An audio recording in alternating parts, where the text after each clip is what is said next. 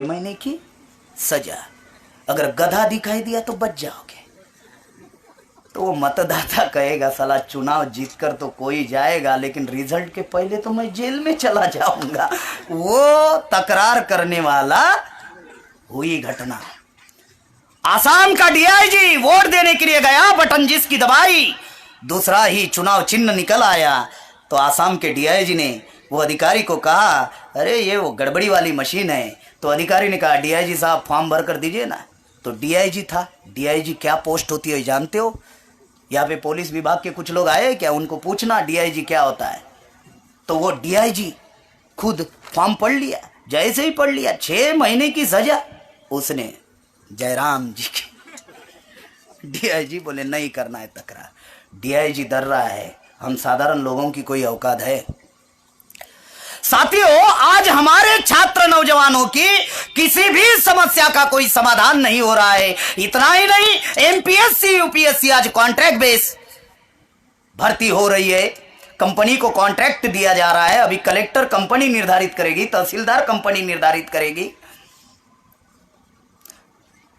हमारा रिजर्वेशन खत्म किया जा रहा है, नौकरियां खत्म की जा रही है।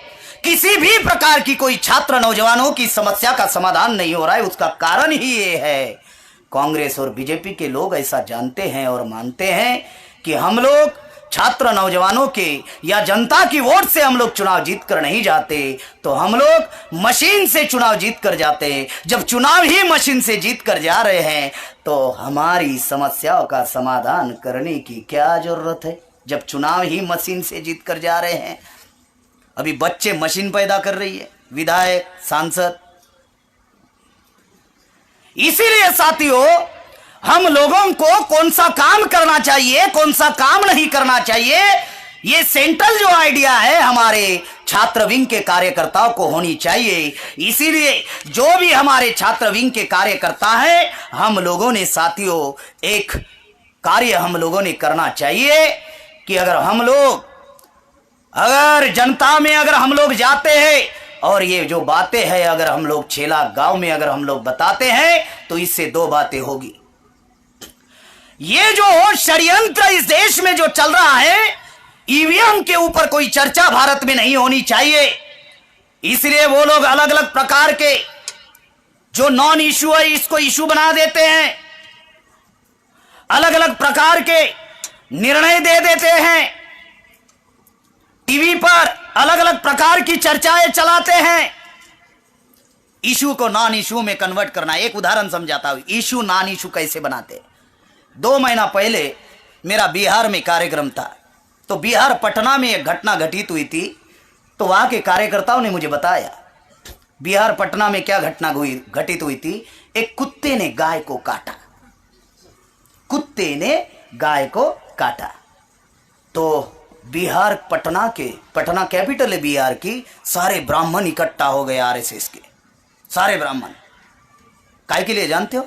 कुत्ते का धर्म कौन सा है? वारे पट्टे शेर, कुत्ते का धर्म कौन सा है?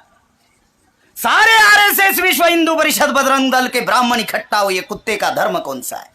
तो लोगों को लगा साला ब्लड टेस्ट करेंगे कुत्ते का और धर्म जानेंगे कौन सा है। लोगों को लगा नहीं, ब्लड टेस्ट से थोड़ी ना पता चलेगा कुत्ते का धर्म कौन सा है। जानने के लिए कुत्ते का जो मालक होगा वही उसका धर्म होगा। पता चला कि ये कुत्ते का मालक तो मुसलमान है। साला दंगे का वातावरण निर्माण हो गया। इशू को नॉन इशू में कैसा, यानी नॉन इशू कैसे बनाते हैं बोलो? इशू क्या है? नौकरियां समाप्त हो रही है, रिजर्वेशन समाप्त हो रहा है, हायर एंड प्रोफेशनल एजुकेशन खत्म हो रहा है, सेंट्रल यूनिवर्सिटी में फीस बढ़ रही है। ये हमारे इश्यूज है, इस पर चर्चा नहीं होनी चाहिए। तो वो लोग हमारे छात्र नौजवानों को कैसे भिड़ाते हैं।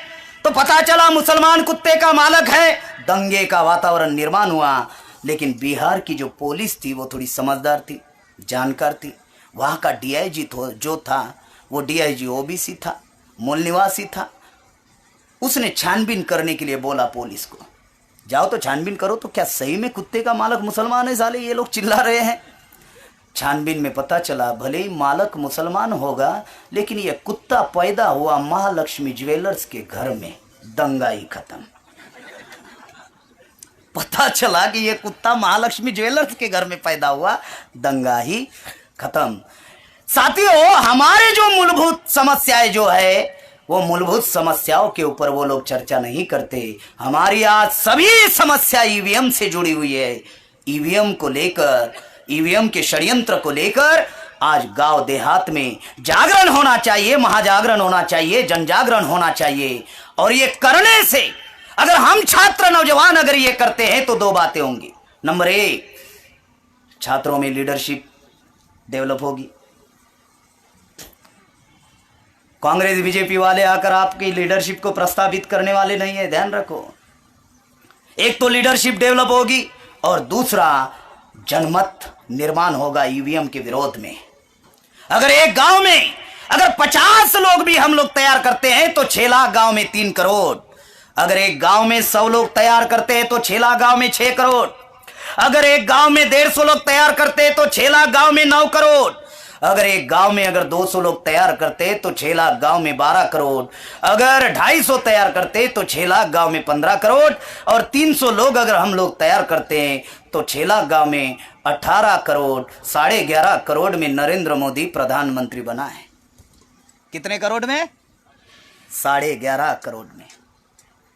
मिनिमम 3 करोड़, मैक्सिमम 18 करोड़ लोगों को, क्योंकि 1.5 लाख गांव में अपने यूनिट है, 3-3.5 लाख गांव में हमारा काम है। अगर हम 10 साल अगर इन्वेस्ट करते इस आंदोलन में, 10 साल की बात मैं कह रहा हूं, अगर 10 साल इन्वेस्ट करते हैं छात्र नौजवान और 6 लाख गांव में अगर ये कारवा पहुंचाते हैं और मिनिमम 18 करोड़ लोग एक ही दिन एक ही समय पर अगर रोड पर उतारते हैं, तो ब्राह्मण क्या ब्रह्मा को भी ईवीएम को खत्म करना होगा। ये करने के लिए आप लोग साथ और सहयोग देंगे, इस आशा और विश्वास के साथ आपने मेरी बात ध्यान से सुनी, इसलिए आभार, धन्यवाद। जय मूल्यवासी, जय भारत।